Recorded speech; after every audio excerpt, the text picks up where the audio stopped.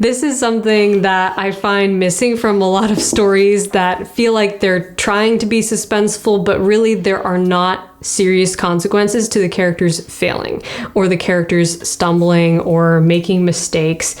It's like a bad thing might happen. They might mess something up during like a battle scene or a fight scene or during one of the challenges that they're trying to overcome. And then there really isn't a consequence to it. Right. Or there isn't really a consequence to them failing their Abby and I mission. like to call this fake tension. Yes, it's like because fake it's tension. like building up tension of like, oh, this could be really bad. This could be really bad if this happens, and then it happens, but there really isn't any real consequence to it. Or it's just glossed over and then we move on quickly.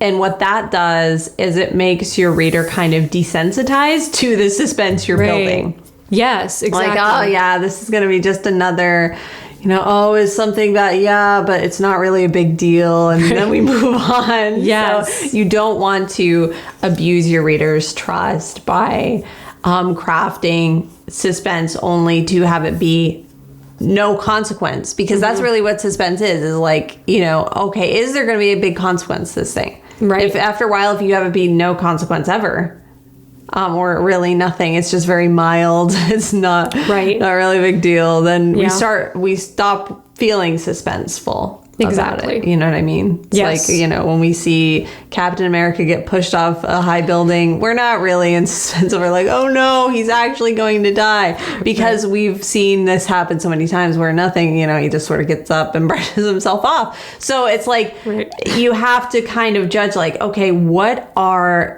how am I sprinkling this in, and what are the consequences for each action? Right. Yes. And if it's the ultimate goal that the protagonist is going after that doesn't have a serious consequence attached to it, we're not going to really feel sold out and committed to that goal with them.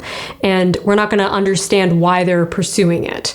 So for every reason why they want to pursue this goal, there should be a contradicting consequence to not reaching that goal.